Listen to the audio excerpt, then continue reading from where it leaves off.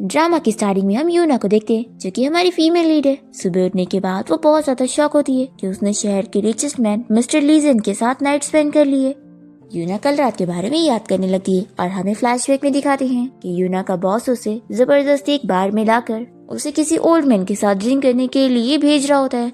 यूना मना करती है तो भी वो नहीं मानता और उसे एक रूम में भेज देता है और यहाँ पर ये ओल्ड मैन यूना को जबरदस्ती ड्रग वाली वाइन पिला देता है। पर यूना कैसे भी करके इसके पैर पे मारते हुए यहाँ से भागने की कोशिश करती है और यूना को फील होता है कि उसे बहुत चक्कर आ रहे हैं और फिर यूना गलती से एक होटल रूम में आ जाती है जहाँ पर पहले से हमारा मेल लीड ली यहाँ पर बैठा होता है। वो यहाँ पर यूना को देखकर उसे पूछने लगता है कि क्या तुमने मुझे ड्रग दी हो। तो यूना इतने बेहोशी में होती है कि उसे कुछ जवाब नहीं देती और ली सोचता है कि वो ऐसी लड़की को उसका फायदा उठाने नहीं देगा।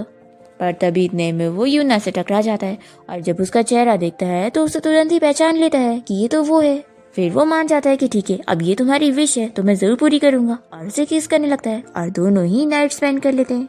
अब यहाँ प्रेजेंट में हम देखते हैं कि यूना जल्दी से रूम से भागने की कोशिश करती है पर पहले से यहाँ पे रिपोर्टर बाहर खड़े होते हैं और जैसे यूना बाहर आती है तो ये लोग उसका फोटो लेने पहुंच जाते हैं पर यूना अपना मुंह छिपा लेती है। इतने में हम देखते हैं कि ली जल्दी से उसे अपने रूम में लेता है और पूछता है कि बाहर जो रिपोर्टर्स है उनको भी तुमने ही बुलाई हो ना। तो ये कहती है कि बिल्कुल नहीं, मुझे तो उनके बारे में कुछ भी नहीं पता था। फिर ली यहाँ पर इसके नजदीक आने लगता है तो यूना हमें कहती है कि सभी ड्रामास के रिच मैन तो ऐसे नहीं होते, वो तो लड़कियों से दूर रहते, तो ये इतना अलग क्यों है। यूना अपनी आंखें बंद कर लेती है क्योंकि उसे लगता है कि उसे किस करने वाला है। तभी ली से कहता है कि अगर तुम ये रिलेशनशिप कंटिन्यू करना चाहती हो तो मैं इसके लिए रेडी हूँ। फिक्र मत करो, मैं जानता हूँ कि तुम ये सब काम पाने के लिए कर रही हो, तो काम मैं तुम्हें दिला दूंगा। तो यूना शॉक होकर पूछती है कि तुम ये क्या कह रहे हो। तभी वो उसे कॉन्ट्रैक्ट पकड़ाता है और कहता है कि देखने की जरूरत नहीं है, तुम बस जल्दी से साइन कर दो। तो यूना तो तुरंत ही इस कॉन्ट्रैक्ट को पढ़कर इसे कहती है कि मिस्टर ली, आप मुझे गलत समझ रहे हैं, मैं कोई आपके साथ जानबूझ के नाइट स्पेंड करने नहीं गई थी। तो इस पर वो कहता है कि तुम्हें एक्सप्लेन करने की जरूरत नहीं है, अगर तुम हमारे रिलेशनशिप को एक्सपोज नहीं करोगी तो तुम्हें जो चाहिए मैं वो तुम्हें दे दूंगा। तभी यूना सोचने लग जाती है कि उसे मिस्टर जैन ने अपनी इंडस्ट्री में बैन कर दिया है और उसे अगर 5 साल पहले की चीजें पता लगानी है तो उसे किसी रिच बंदे की जरूरत है और वो सोचती है कि इसमें ये मिस्टर ली उसकी हेल्प कर सकता है। तो यूना तुरंत ही इस कॉन्ट्रैक्ट को साइन करने के लिए हाँ बोल देती है, लेकिन वो कहती है कि मेरी एक छोटी सी रिक्वेस्ट है। तो वो पूछता है कि बताओ तुम्हारी क्या रिक्वेस्ट है। यूना कहती है कि मुझे आने वाले न्यू ड्रामा में हीरोइन का रोल चाहिए जिसमें आपकी कंपनी इन्वेस्टमेंट करने वाली है। तो यहाँ पर ये सुनकर ली को गुस्सा आती है, पूछता है कि सच में ये वही लड़की है जो बस काम के लालच में कुछ भी करने के लिए तैयार हो जाती है और ऐसी हद तक जाने वाली लड़की इसे बिल्कुल पसंद नहीं है। पर ली तो यहाँ पर यूना को हाँ बोल देता है और फिर वो तुरंत ही कॉन्ट्रैक्ट साइन करके इसे दे देती है। तभी असिस्टेंट उसे न्यूज दिखाने लगता है कि बॉस आपके बारे में पूरा इंटरनेट बात कर रहा है कि आपकी वाइफ कौन है।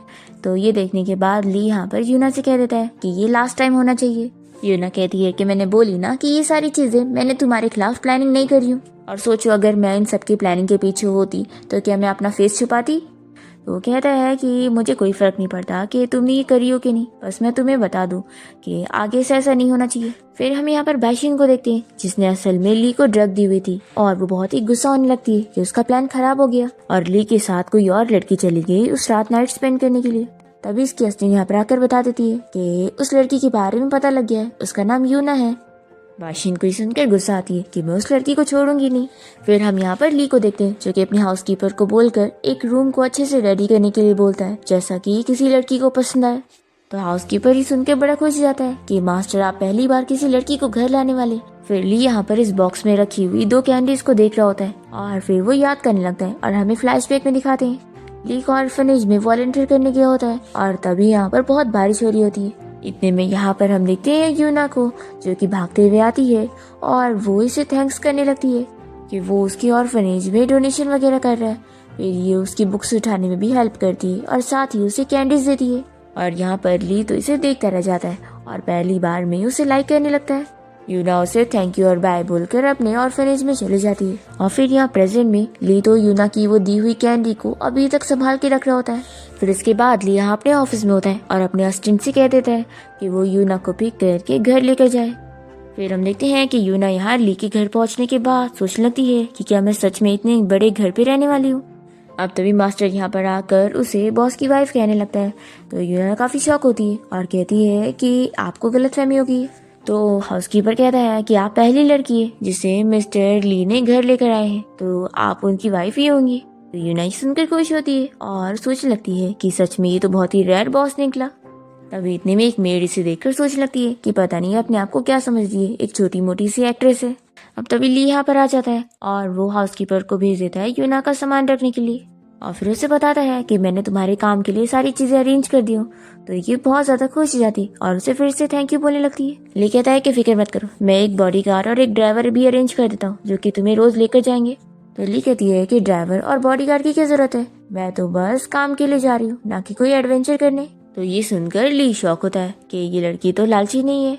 फिर यहाँ पर वो हाउसकीपर को बुला लेता है और वो उसे कह देता है कि यूना को रेस्ट करने के लिए रूम दिखा दो। हाउसकीपर पूछ लगता है कि कौन सा रूम। तो ली कहता है कि ऑफ कोर्स मेरा रूम, ये मेरे रूम में रहेगी। यूना तो और शॉक हो जाती है और ली से कहने लगता है कि क्या हुआ, तुमने अब कॉन्ट्रैक्ट साइन कर चुकी हो तो तुम्हें अपनी ड्यूटीज को निभानी है। फिर उसके बाद हम देखते हैं कि यूना यहाँ बहुत नर्वस हो रही होती है कि क्या उसे सच में ली के साथ बेड शेयर करना पड़ेगा। तभी ली यहाँ पर आ जाता है और यूना सोच लगती है कि क्या अब मुझे कॉन्ट्रैक्ट पर लिखी हुई शर्तें पूरी करनी पड़ेगी। फिर ये जैसे उसके पास आने लगता है तो ये जल्दी से उसे रोकती है और कहती है कि अभी मैं रेडी नहीं हूँ।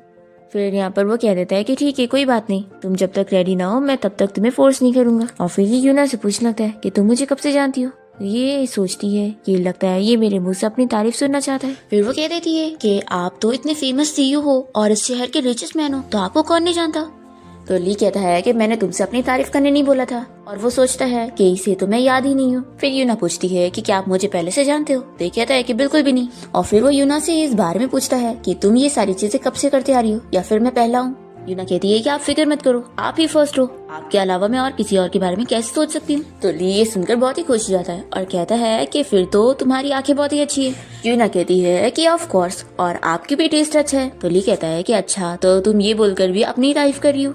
यूना कहती है कि मैं सिर्फ तारीफ ही नहीं कर रही हूँ, मैं बल्कि आपको हाई कॉस्ट परफॉर्मेंस देने वाली हूँ। ऐसा बोलकर उसकी चिक पर किस कर लेती है। तो यहाँ पर ली भी उसे किस करने लग जाता है, पर फिर वो उसे रोक देता है और कहता है कि कल मेरी एक इम्पोर्टेंट मीटिंग है, तो अब तुम रेस्ट करो। फिर नेक्स्ट डे देखते हैं कि यूना सेट पर गई होती है और यहाँ पे डायरेक्टर उसे देखकर कहता है कि लगता है तुम यहाँ पर ऑडिशन के लिए आई होंगी। तो यूना कहती है कि ऐसी बात नहीं है और वो बताने जा रही होती है कि वो तो इस ड्रामा की हीरोइन है। पर डायरेक्टर तो पहले कह देता है कि यहाँ पर तुम्हारी कोई जगह नहीं है क्योंकि इस शो में इन्वेस्ट करने वाला बहुत ही बड़ा रिच मैन है। तभी यहाँ पर बाइशिन आ जाती है और कहती है कि अगर ये काम करना चाहती है तो करने दे दो ना, मुझे भी इसके साथ शो करके मजा आएगी। तो यूना बाइशिन को देखकर याद करने लग जाती है कि कैसे जब वो अपने कॉलेज के बाद एक्टिंग क्लास के लिए जाना चाहती थी और वो फर्स्ट भी आई थी, जिसकी वजह से उसका एक बहुत ही बड़ी अकेडमी में एडमिशन हुआ था।